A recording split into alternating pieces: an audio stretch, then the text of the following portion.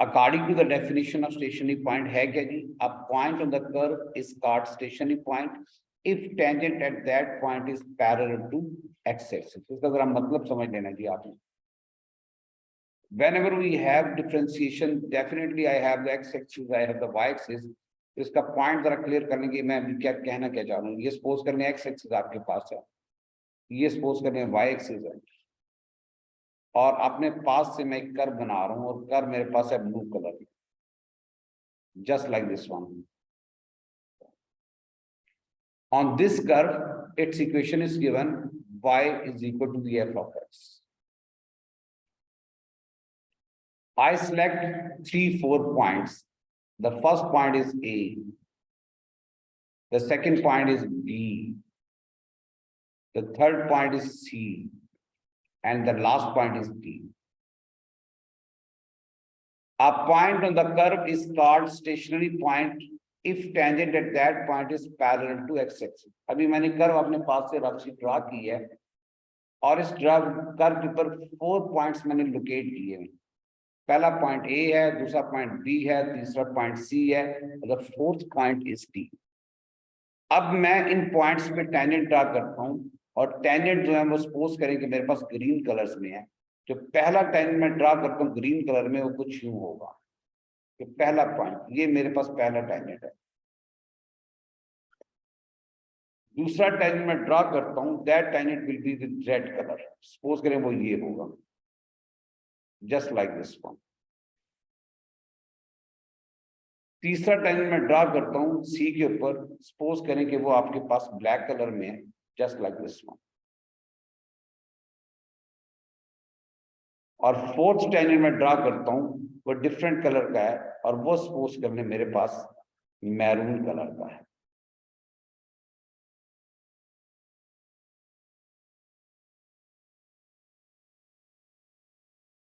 So there are 4 points on the curve. The first point is A, the second point is B, the third point is C, the fourth point is D. That is called x-axis. ये आपके पास x-axis है, ये point आपके पास origin है, ये point आपके पास y-axis है, ये नेगेटिव x-axis है और ये negative y-axis. Out of these 4 points, in 4 point में से कुछ पॉइंट्स ऐसे होंगे जिस पे मैंने टेंजेंट ड्रा किया है और वो टेंजेंट पैरेलल टू x-axis है. ये जरा देखिए, पॉइंट A है, टेंजेंट x-axis को क्रॉस कर रहा है, तो ये तो आपके पास पैरेलल टू x-axis नहीं है, ये x-axis के पैरेलल नहीं है, ये मैंने क्रॉस कर दिया. ये पॉइंट B है, ये x-axis के पैरेलल है, तो ये जो पॉइंट B नजर आ रहा है ये मेरा रिक्वायर्ड पॉइंट होगा, क्योंकि यहां पर मैंने टेंजेंट ड्रा किया है और टेंजेंट x-axis के पैरेलल है. तो जो B पॉइंट है that is called stationary point. इसी तरह जो C पॉइंट है that is called stationary point. तो यहां पर जरा मेंशन कर दें ब्लैक कलर के साथ, दी टेंजेंट्स, कौन कौन से टेंजेंट्स हैं at point B and C. The tangents at point B and C are parallel to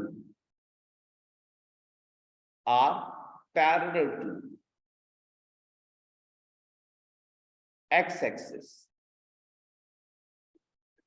जो पॉइंट है जब C और D के ऊपर, जो है सॉरी B और C के ऊपर, ये पैरेलल टू x-axis है. और इन्हीं पॉइंट्स को so that, इसीलिए, इसी वजह से, so that these are stationary point. ऐसे पॉइंट जो कर्व के ऊपर लाई करें, लेकिन जिन पॉइंट के ऊपर मैंने टेंजेंट ड्रा किया और टेंजेंट x-axis के पैरेलल है, उन्हें हम कहते हैं स्टेशनरी पॉइंट. ये बात समझ आ गई बेटा? अच्छा जी, अब एक छोटा सा रिजल्ट ड्राइव करना है.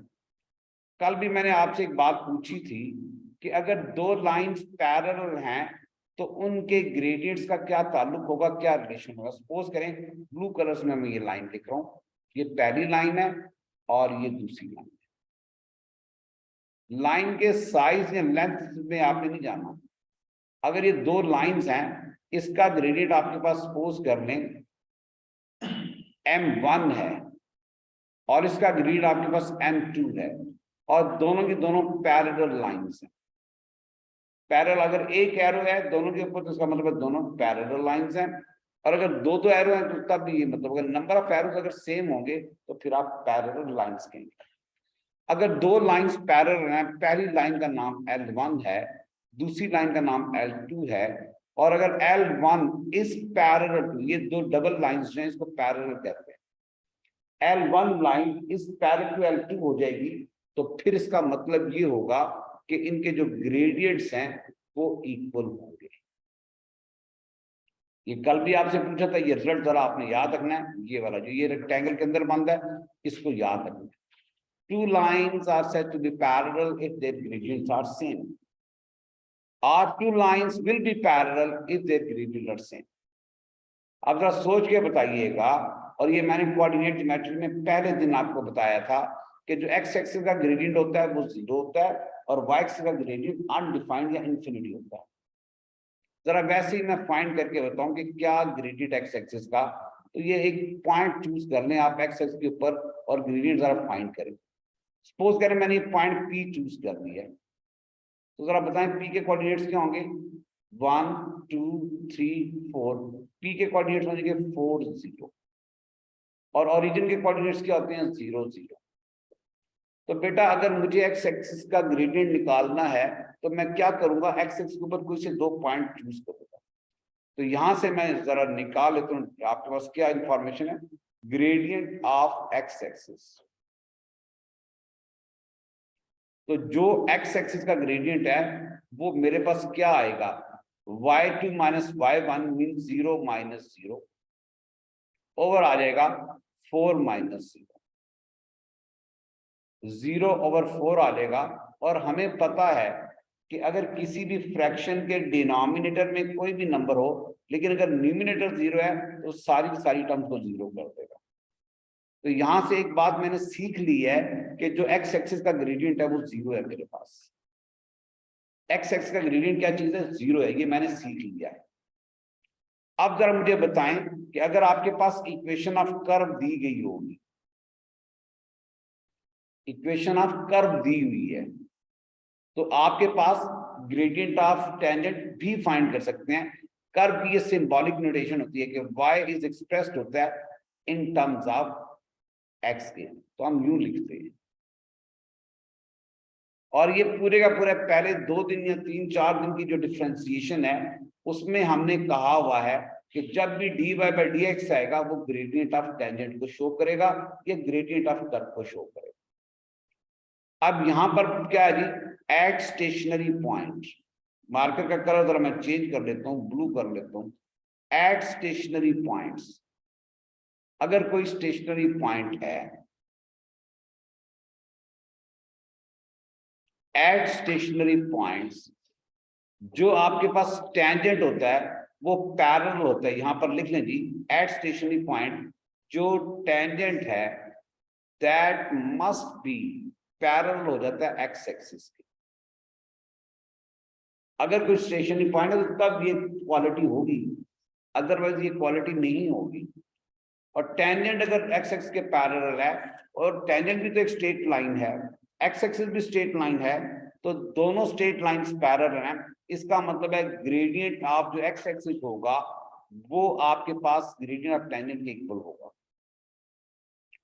अगर दो लाइंस पैरेलल हैं तो उनके जो ग्रेडियंट्स हैं वो हमेशा इक्वल होंगे। तो gradient of tangent must be equal to जाएगा ग्रेडियंट ऑफ एक्स एक्सिस। तो ग्रेडियंट ऑफ टेंजेंट को अगर कर्व दी हुई है, अगर आपके पास कोई कर्व है, तो मैंने ये सिखा दिया था कल भी और उससे पहले भी, dy by dx is called gradient of tangent, और ग्रेडियंट ऑफ x अभी आपने ढूंढा है। तो ये पहला रिजल्ट आपने बना लिया कि अगर कोई भी पॉइंट स्टेशनरी पॉइंट है तो वहां पर dy by dx अगर आप ढूंढोगे तो आंसर हमेशा 0 आएगा। ये बात सबको समझ आ गई? ग्रेडियंट ऑफ टेंजेंट है वो एक्स एक्स के पैरेलल है, तो ये आपके पास dy by dx equal to 0 होगा। यानी वो पॉइंट्स, अब ये तो सारा ग्राफिकल कॉन्सेप्ट है, सारी की सारी इंफॉर्मेशन आपके पास ग्राफिकल है, लेकिन हर क्वेश्चन में ग्राफ तो नहीं होगा। अगर आपने dy बाई डी एक्स निकाला है और कोई पॉइंट एक्स पुट किया है और उसका आंसर 0 आ गया है, तो आप कहेंगे कि वो स्टेशनरी पॉइंट है, अदरवाइज वो स्टेशनरी पॉइंट नहीं होगा। ये तो पहला कॉन्सेप्ट हो गया कि स्टेशनरी पॉइंट है क्या चीज। अब जरा दूसरा जो स्टेप है कि स्टेशनरी पॉइंट को फाइंड कैसे करते हैं। अब वो दूसरा है कि ये तो आपके पास हर क्वेश्चन में ग्राफ तो नहीं आप बना सकते। अगर फर्स्ट करें ग्राफ बना भी लेंगे तो हर पॉइंट के एग्जैक्ट कोऑर्डिनेट्स आप पॉसिबल फाइंड ही नहीं कर सकते with the help of the graph. अब जो दूसरा टॉपिक है वो जरा देखिएगा कि स्टेशनरी पॉइंट को फाइंड कैसे करें। ये बात सबको समझ आ गई नहीं, स्टेशनरी पॉइंट है क्या। जो लोग ऑनलाइन है उनको भी समझ आ गई, कोई प्रॉब्लम तो नहीं है। ये चैट बॉक्स में बताएं कि मुझे रिवाइज करने की जरूरत है या मैं आगे चलूं।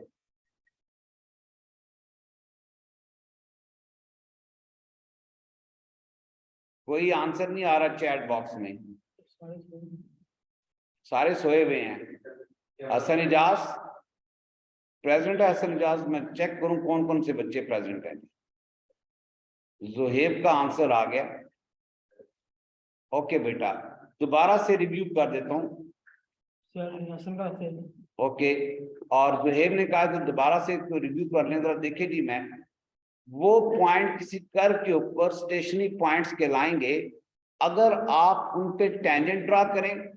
टेंजेंट का मतलब है a straight line touching the curve at one point, और वो टेंजेंट एक्स एक्सिस के पैरेलल हो जाए तो उनको आप कहेंगे कि वो स्टेशनरी पॉइंट।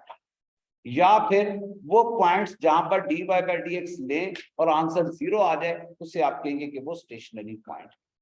ठीक है, अभी एक आध क्वेश्चन सॉल्व करूंगा तो जो ये फर्दर समझ आ जाएगी।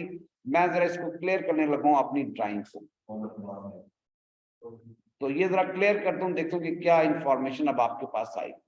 अब दूसरा काम आज का जो हमने करना है वो ये है कि आप कैसे फाइंड करेंगे। Method to find,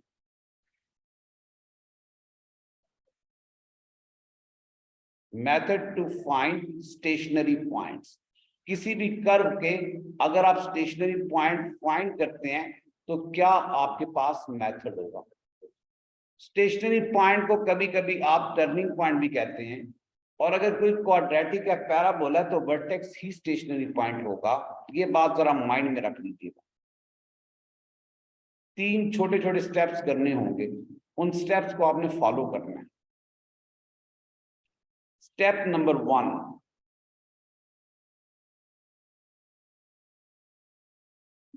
step number 1 है फाइंड, आप लिखते जाएं जरा,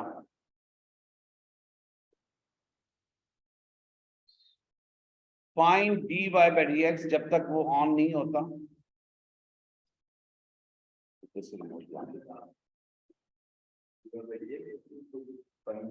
हाँ जी, बस वो ये इधर ले आओ, मेरे पास ही ले आओ, ये भी दोबारा लाइट है। Find dy by d x, ये जरा स्टेप लिखते जाएं जब तक लाइट नहीं आती। पहला कर्व है find dy by d x from equation of curve. Find dy by d x from equation of curve. जो लोग ऑनलाइन है उनको साफ नजर आ रहा होगा क्योंकि नेट मैंने आप उनसे कनेक्ट नहीं किया हुआ, तो नेट के ऑलरेडी वो इंफॉर्मेशन आ रही है। Find dy by d x from equation of curve. Second point जरा नोट कीजिएगा, put dy by d x equal to 0, put dy by dx equal to 0 and find x। dy by dx आपने equal to 0 put कर देना है और x की value find कर देनी है। थर्ड स्टेप जरा देखिएगा जी,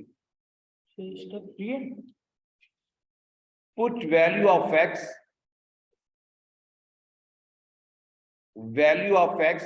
इन original equation of curve. original equation of curve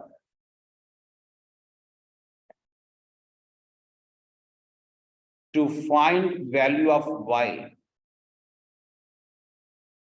to find value of y. और आखिरी जो स्टेप होगा, फोर्थ स्टेप है, values of x and y,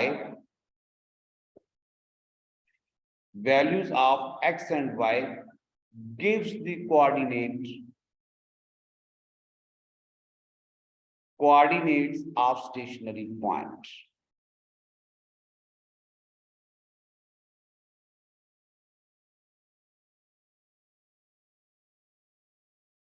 एक एक स्टेप जरा आपने सॉल्व करना है जी। पहला जो क्वेश्चन होगा बड़ी डिटेल से मैं एक्सप्लेन करूंगा, सेकंड थर्ड क्वेश्चन फिर जरा आसान हो जाएंगे। पहला क्वेश्चन बड़ी डिटेल से मैं सॉल्व करूंगा, एक एक स्टेप को जरा एक्सप्लेन करूंगा जी। डबल डेरिवेटिव बेटा तब लेते हैं जब स्टेशनरी पॉइंट की नेचर को चेक करना होगा। अभी तो हमने नेचर को डिस्कस ही नहीं किया।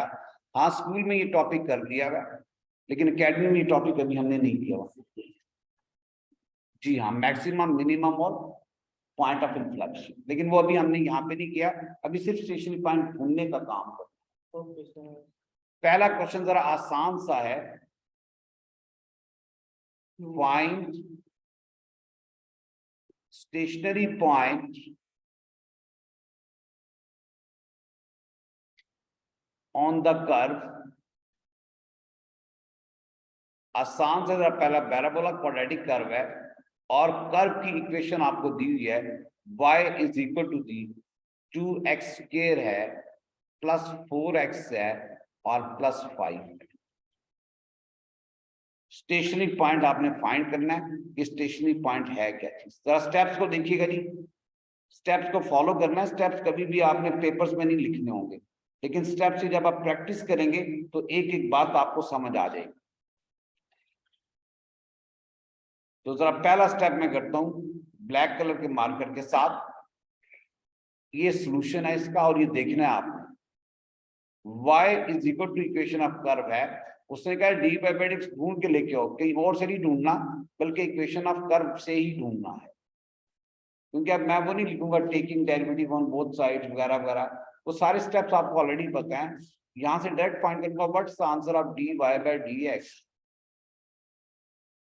x की जो पावर होगी इसको आपने कोएफिशिएंट से मल्टीप्लाई कर देना है और 1 में से पावर लेस कर देनी, x की पावर में से 1 लेस कर देना। प्लस 4 को 1 से मल्टीप्लाई करूंगा और x की पावर में से 1 लेस कर दूंगा, और 5 तो कांस्टेंट है, उसका आंसर 0 आएगा। तो dy बाई dx अगर मैं कैलकुलेट करूंगा तो मेरे पास आंसर आएगा 4x आ जाएगा और plus 4x raise to power 0 आएगा। तो पहले मैंने पहला स्टेप कंप्लीट कर लिया कि dy बाई dx तो निकाल लिया। अगर किसी चीज की पावर 0 तो आंसर आपके पास क्या आ जाएगा, 1 आ जाएगा। पहला स्टेप मैंने सॉल्व कर लिया। इसको मैं रेड कलर की ब्रैकेट के अंदर रेक्टेंगल के अंदर सेव कर देता हूं। यहां तक कोई बात जो आपको ना समझ आई होगी, कर्व की इक्वेशन राफी ये बात समझ आ गई। अरसलान और कौन कौन बैठा हुआ है, और जरार, ये बातें क्लियर है जी। अब दूसरा स्टेप क्या है कि जो dy बाई dx की जगह पे आपने 0 पुट कर देना, ये मैंने 0 पुट कर दिया dy बाई dx की जगह, और x का आंसर कैलकुलेट करें जी। हसन इजाज ने आंसर बता दिया -1 और जोहेब ने आंसर बताया -1 और 11। बिल्कुल ठीक है जी, जरा चेक करते हैं। अब आपने यहाँ पर 4 को तो ले जाएंगे तो -4 आ जाएगा। मुझे तो सिर्फ x की वैल्यू निकालनी है और x का आंसर आ जाएगा -1। बिल्कुल ठीक हो गया जी, ये -1 आ गया। अब ये -1 कहाँ पे पुट करना है आपने जी, x की जगह, ओरिजिनल इक्वेशन में x की जगह पर।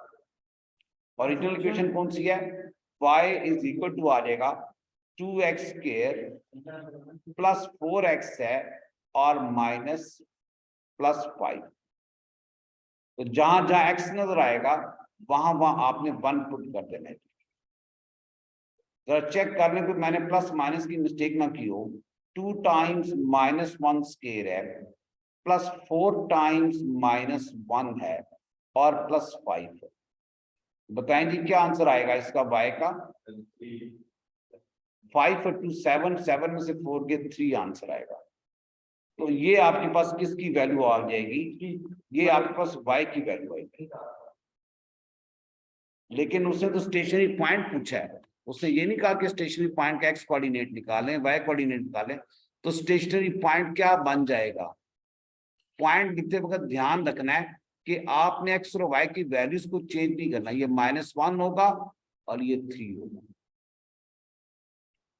कभी कभी किसी कर्व के अंदर एक स्टेशनरी पॉइंट आएगा, कभी कभी 2 स्टेशनरी पॉइंट आएंगे और कभी कभी 3 स्टेशनरी पॉइंट आएंगे। -1 और 3 आंसर आया हुआ जी। हाजिक का आंसर कितना आया हुआ जी? -1।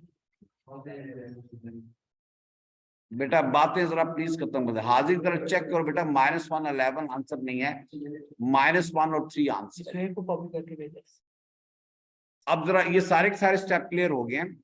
अब जरा मैं थोड़ा सा मुश्किल क्वेश्चन देता हूं जिसमें आपके पास दो आपके पास स्टेशनरी पॉइंट आएंगे, वो जरा देखने के कैसे सॉल्व करना है। अब जरा 2 स्टेशनरी पॉइंट वाला मैं क्वेश्चन देने लगा हूं। क्वेश्चन कुछ यूं है,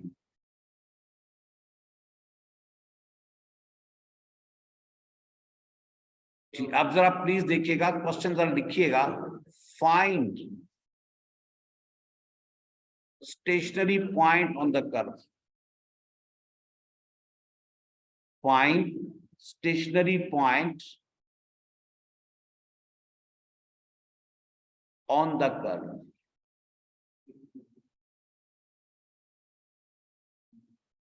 स्टेशनरी पॉइंट अगर आपने फाइंड करना है तो कैसे फाइंड करेंगे? कर्व मैं लिख रहा हूं, जरा ध्यान से इसको पढ़िएगा।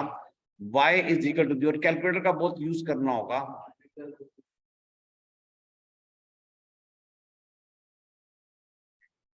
x क्यूब है,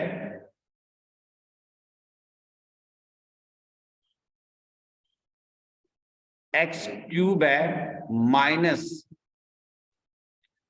2x स्क्वेयर है -4 है 4x प्लस 1। बेटा बातें प्लीज खत्म करें जरा। अब ये जरा आपने डी बाई पी डी पहले फाइंड करें, उसको इक्वल टू 0 करें, x की वैल्यूज फाइंड करें और देखें x की कितनी वैल्यूज आएंगी। जितनी x की वैल्यूज होंगी उतने स्टेशनरी पॉइंट एग्जिस्ट करेंगे।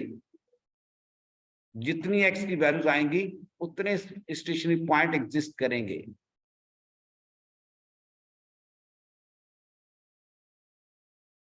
आपकी ने आयला हसन इजाज,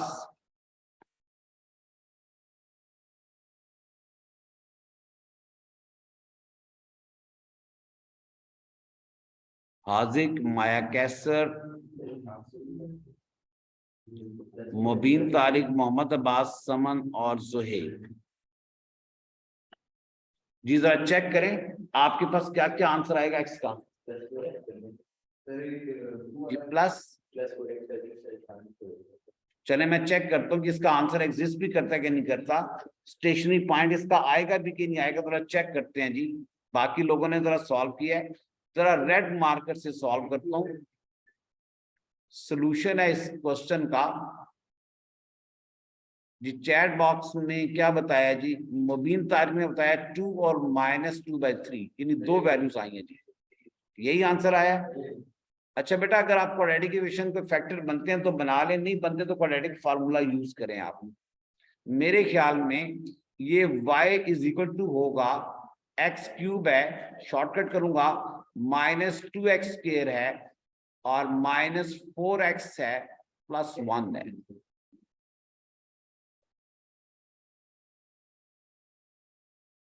बेटा बातें नहीं प्लीज। तो dy बाई dx क्या बनेगा इसका? dy बाई dx शॉर्टकट करूंगा, 1 कॉफिशिएंट है, 3 को 1 से मल्टीप्लाई करूंगा तो 3 रह जाएगा और x स्क्वायर रह जाएगा, -4x आएगा और -4। पहला क्वेश्चन मैंने बड़ी डिटेल के साथ सॉल्व किया, एक एक स्टेप सॉल्व किया। x की वैल्यू 2 आई है और x की वैल्यू 3/2, -3/2 है के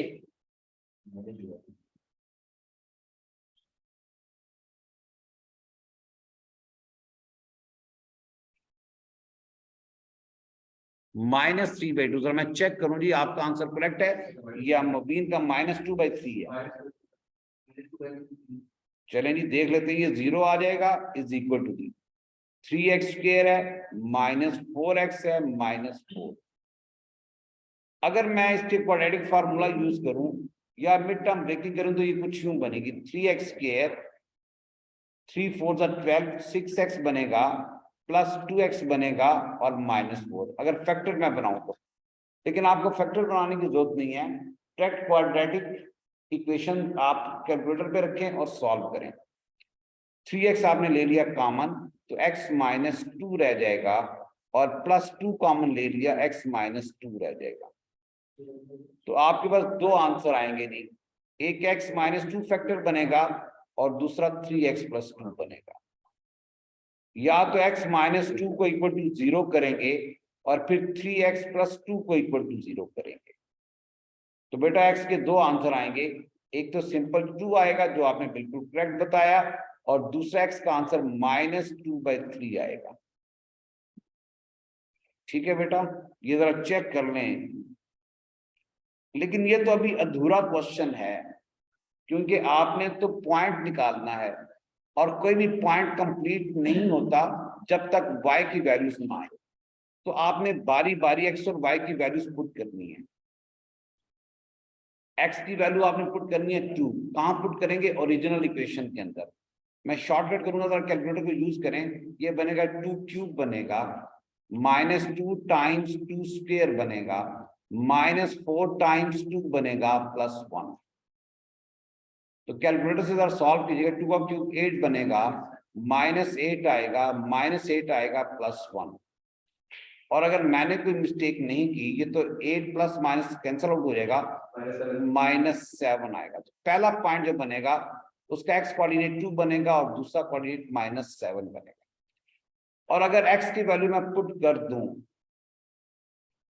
-2/3, ये जरा कैलकुलेटर से सारा सॉल्व करना है, खुद ना सॉल्व करने बैठ जाना। क्या आंसर आएगा?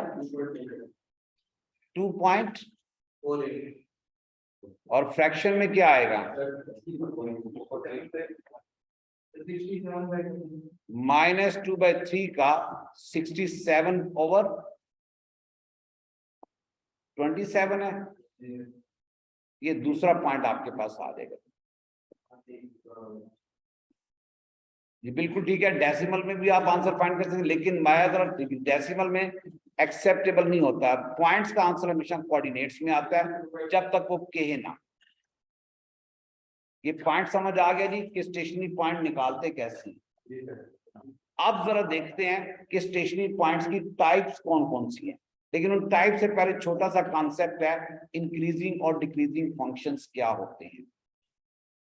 ठीक है, इंक्रीजिंग और डिक्रीजिंग फंक्शंस क्या होते हैं, इसको मैं इरेज करने लगा हूं।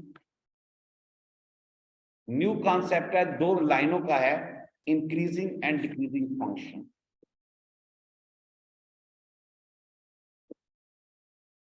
Increasing and decreasing function.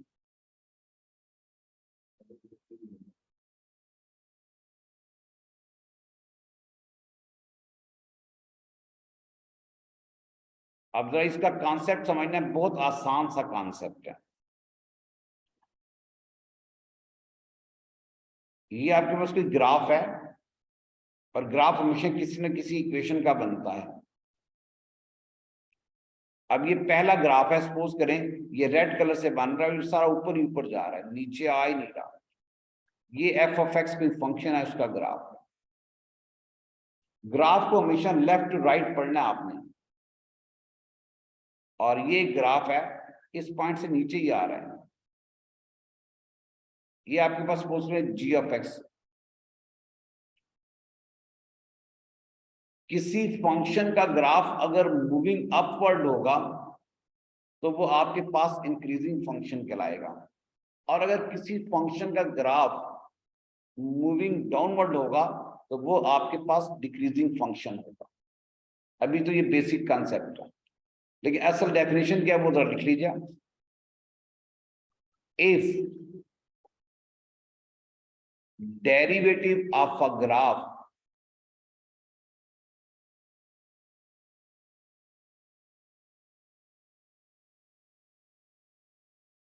is positive, first ही, अगर कोई उसका मेंशन ना होगा तो हमेशा फर्स्ट होगा. If derivative of a graph is positive, then the function is called increasing function. Function is called increasing function.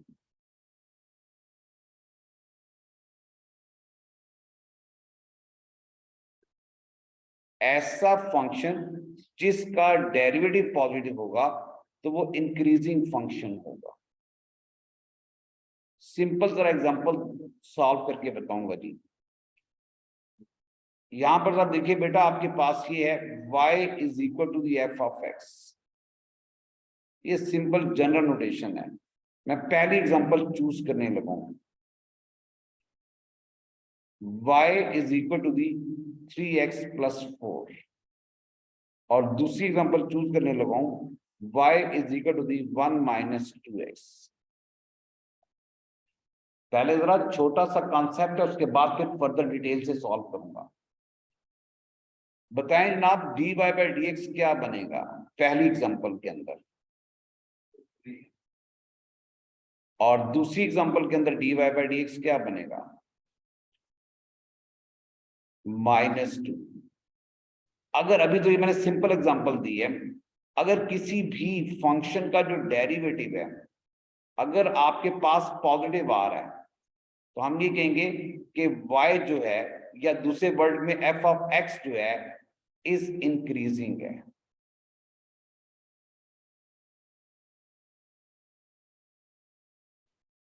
और जरा दूसरी एग्जांपल बताइएगा जी. यहां पर जो आपके पास क्या है, इस एग्जांपल में डेरिवेटिव का आंसर नेगेटिव आ रहा है तो आप कहेंगे कि ये डिक्रीजिंग है. अभी बेसिक कॉन्सेप्ट है जी. ये बेसिक कॉन्सेप्ट क्लियर हो गया कि अगर किसी का डेरिवेटिव पॉजिटिव आ जाए तो वो इंक्रीजिंग होगा, और अगर किसी का डेरिवेटिव नेगेटिव आ जाए तो वो डिक्रीजिंग होगा. और बेसिक कॉन्सेप्ट मैंने फिगर में ये बता दिया है कि अगर आपके पास कोई ग्राफ ऊपर से नीचे आ रहा है तो ये डिक्रीजिंग होगा, नीचे से ऊपर जा रहा है तो वो इंक्रीजिंग होगा. अब जरा इसमें एक कॉन्सेप्ट जरा समझिएगा जी. इसको मैं रेज करता हूँ. इंक्रीजिंग डिक्रीजिंग का कॉन्सेप्ट समझ आ गया. अब जरा मैं इसको एक्सप्लेन करता हूँ. इंक्रीजिंग और डिक्रीजिंग का कॉन्सेप्ट समझ आ गया, कोई प्रॉब्लम तो नहीं है जी. अब जरा यहां पे आ जाइएगा. टाइप्स ऑफ स्टेशनरी पॉइंट, और कभी कभी टाइप्स की लिखा होता है nature of stationary point.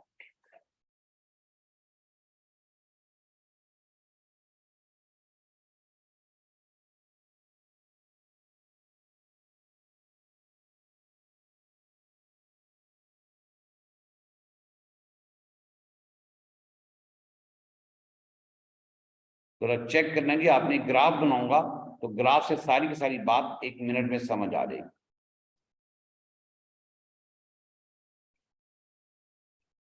Black colour का ग्राफ बनाने लगूं और उस ग्राफ को जरा आपने समझना है, तो मुझे बताने किस चीज का ग्राफ है.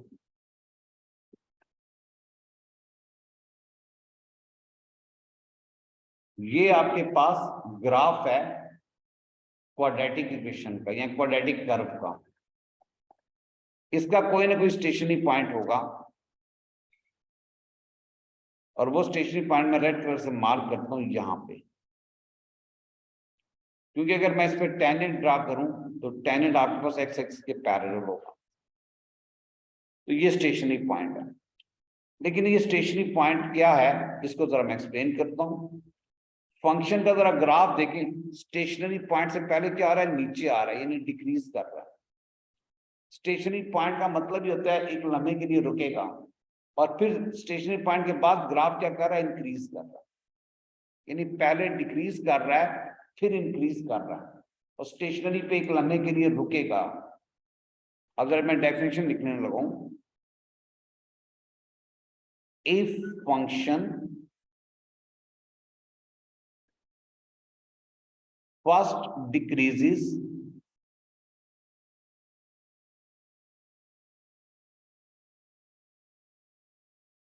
and then increases. फंक्शन पहले तो डिक्रीज करना चाहिए और फिर इंक्रीज करना चाहिए। पहले फंक्शन क्या कर रहा है, डिक्रीज कर रहा है, और फिर क्या कर रहा है, इंक्रीज कर रहा है। If function first decreases and then increases, the stationary point is called, stationary point is called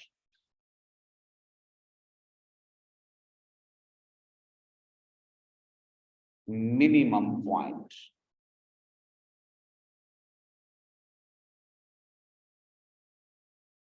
minimum की जगह समटाइम्स लीस्ट पॉइंट भी कहते हैं। ये बात सबको समझ आ गई। अगर किसी फंक्शन का ग्राफ पहले डिक्रीज कर रहा है, फिर स्टेशनरी पॉइंट आया है और फिर ग्राफ इंक्रीज करने शुरू कर दिया है, तो उससे हम कहेंगे स्टेशनरी पॉइंट जो है वो मिनिमम पॉइंट है। दूसरी एग्जांपल, दूसरी डेफिनेशन आपने खुद बनानी है जी। ग्राफ में बनाता हूं just like this one. Black colour का ग्राफ है और आपने बताना है कि ग्राफ में क्या चीज एग्जिस्ट कर रही है।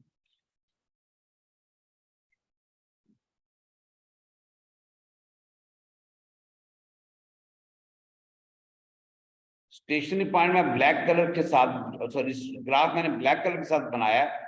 स्टेशनरी पॉइंट यहां पे मार्क करता हूं और यहां पे टेंजेंट ड्रॉ करता हूं।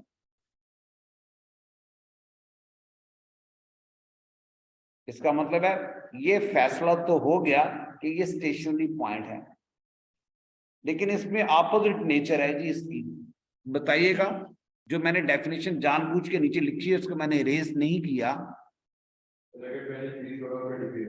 हाँ जी, अगर फंक्शन, बिल्कुल, अब जरा डेफिनेशन खुद ही लिखें जी। जो लोग ऑनलाइन है इसी डेफिनेशन को दोबारा जरा नोट करें, लेकिन आपके पास वो मिनिमम के बजाय मैक्सिमम पॉइंट बनेगा या ग्रेटेस्ट पॉइंट आ जाएगा।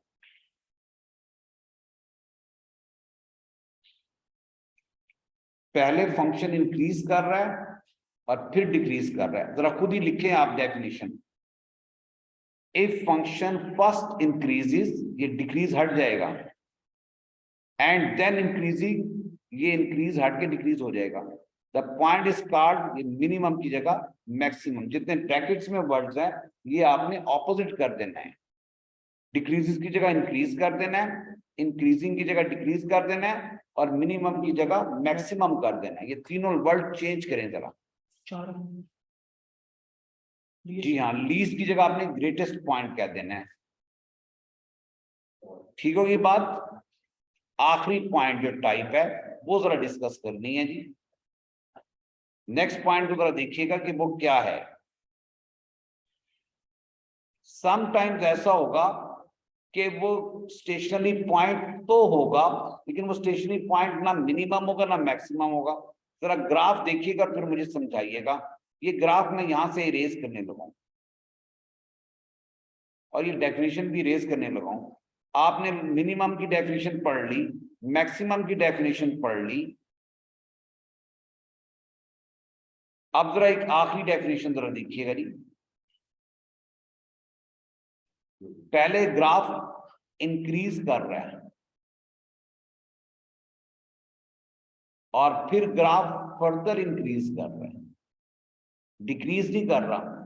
पहले ग्राफ क्या कर रहा है, इंक्रीज कर रहा है और फिर फर्दर इंक्रीज कर रहा है। ऐसा पॉइंट जो कि स्टेशनरी पॉइंट तो हो, लेकिन वो आपके पास मिनिमम ना हो, मैक्सिमम ना हो। अब इसकी डेफिनेशन दिखनी है दूसरा। If graph first increases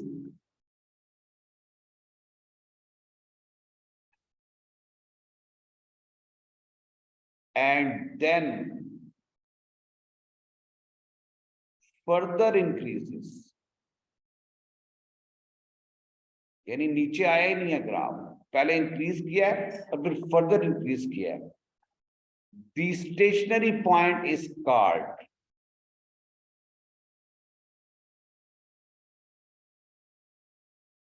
stationary point is called point of inflection. ना ये मिनिमम होगा ना ये मैक्सिमम होगा, पॉइंट ऑफ इन्फ्लेक्शन होगा।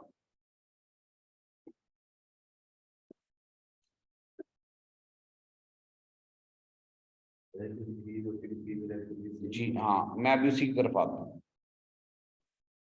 अभी मैंने क्या कहा, फंक्शन पहले इंक्रीज हो रहा है फिर फर्दर इंक्रीज हो रहा है। और जरा दूसरी डायग्राम में आपने ऑब्जर्व करना है, दूसरी डायग्राम जरा।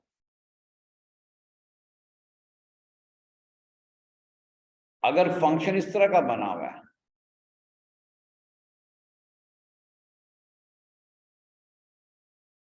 पहले फंक्शन डिक्रीज किया है और फिर फर्दर डिक्रीज कर रहे हैं, उसको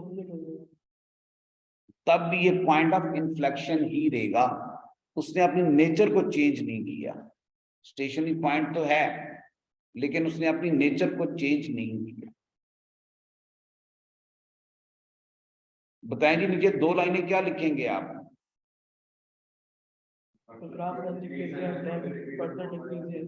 जी हाँ, if graph first decreases and then further decreases, the stationary point is called point of inflection. लेकिन हर ग्राफ आपके सिलेबस में नहीं है। हम कल डिस्कस करेंगे कि आप उसकी नेचर को कैसे डिटरमिन करते हैं। ओके बेटा, थैंक यू, अल्लाह हाफिज। अभी तो 3-4 दिन का है, फिर इंटीग्रेशन करेंगे। हाँ जी, ओके बेटा, थैंक यू, अल्लाह हाफिज। अल्लाह हाफिज बेटा।